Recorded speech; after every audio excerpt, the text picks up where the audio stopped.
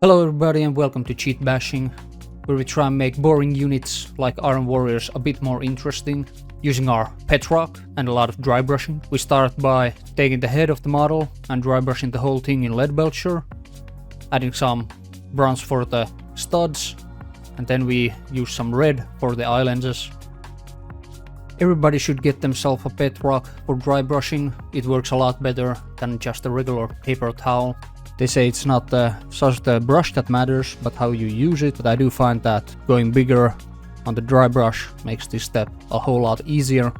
Iron Warriors really is the easiest unit to paint, because 90% of the model can be done with just this metallic dry brush over black. All I have to do is then to add the brush details for the trim and all the hazard stripes.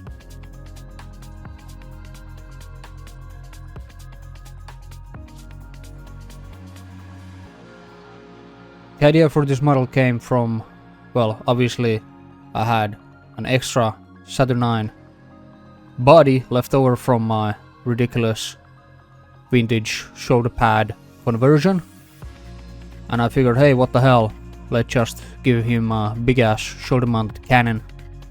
Also, I've been wondering a lot on what is the difference between a kit bash and a conversion.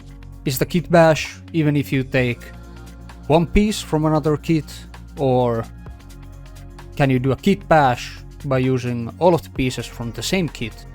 Anyways, that's enough film visticizing for one video. Let's get back to painting the spread eagle on his chest plate and other brows details.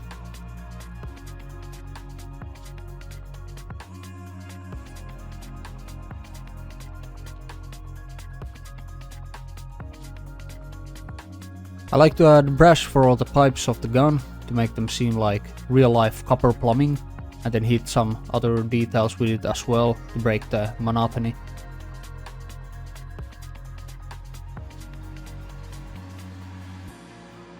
After that, we install the head into the cock cage and start putting down the yellow base coat for the hazard stripes on the shoulder and the shin guard.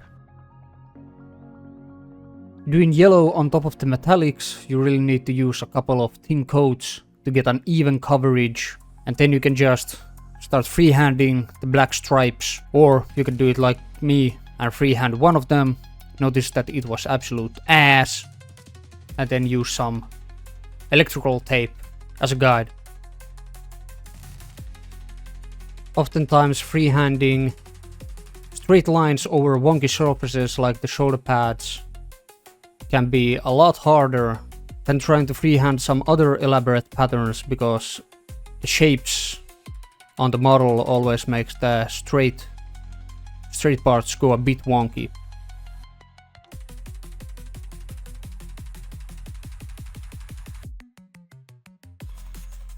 Then we just knead up the trim a bit with more black, and then we add some battle damage.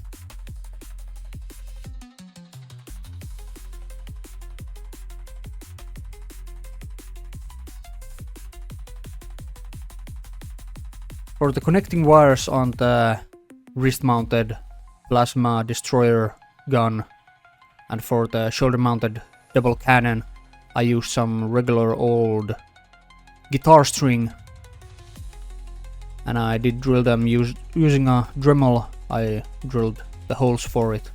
Also, I need to glue an extra bit on the bottom of the cannon to make it better mount to the shoulder. This was real tricky. The guitar string was kinda hard and wanted to bend the gun out of place, so I just had to trim down the block a bit to make it mount better or fit better onto the shoulder pad. I just took a few cuts and scrapes with a knife, and then I added some super glue.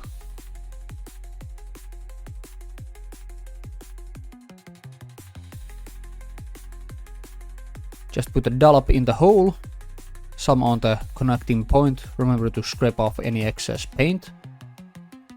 Then we snag the wire into the hole and just press on the gun.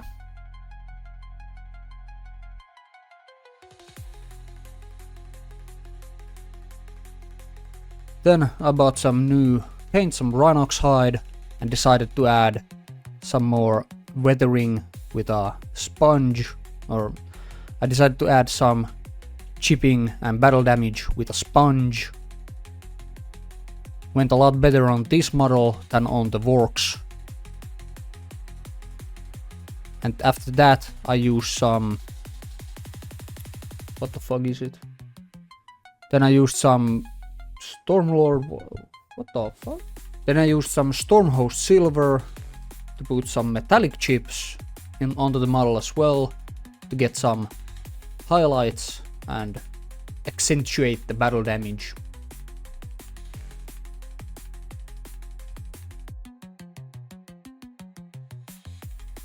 I wanted to make the gun more interesting, so I decided to add a glow effect onto the barrels of the gun. So I started doing that by base coating the roots of the barrels with some very thin down white scar to make the flow a lot easier into the recesses. I also decided to add some for the coils as well. I basically followed the tutorial on how to paint hot metal in 4 minutes by swarm painting. After all that is done, I add some Flash Gits Yellow, very heavily thinned down again, just to make the hottest parts of the gun barrels.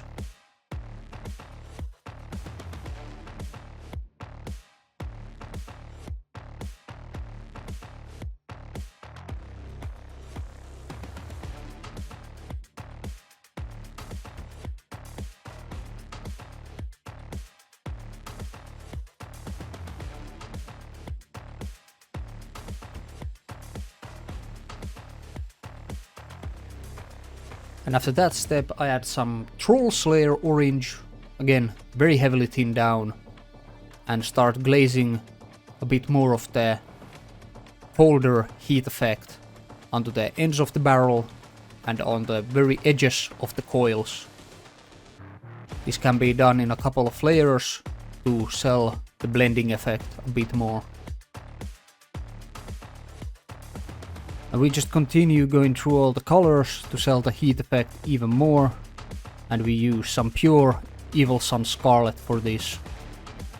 You can use the side of your brush as if you were doing edge highlights to get the coils as well.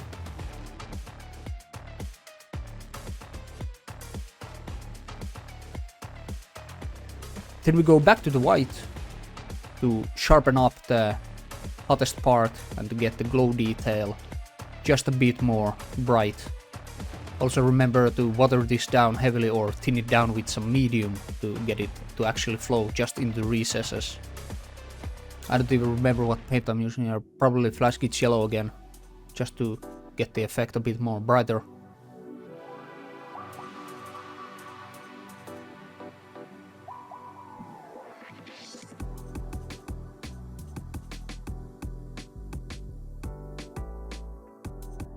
Here I just paint a bit of the insides of the coils with that Troll Slayer orange, just to neaten it up.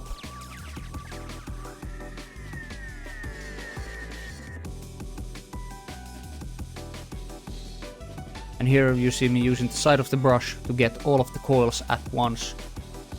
And to finish off the effect, we stipple some more lead belcher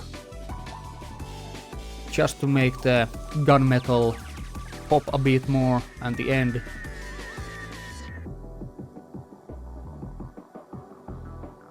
We also add some on the very edges of the coils, and then we stipple some more across the barrel to make those metallic flecks show underneath the glow.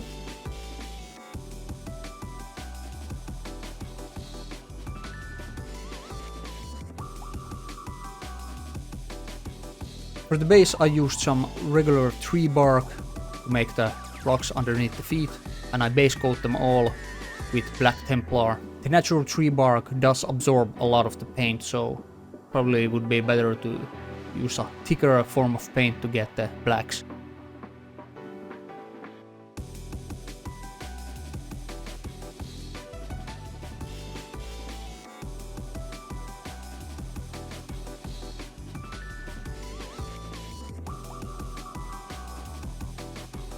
I used 50 Shades of Grey off screen to make all of the rocky texture stand out with a dry brush. And after all that is done, it's time for the beauty shots.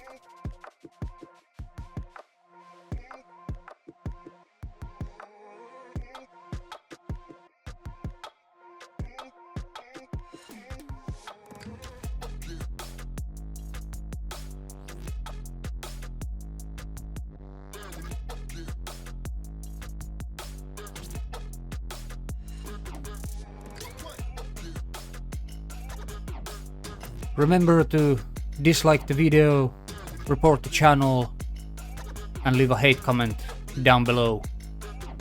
Thanks.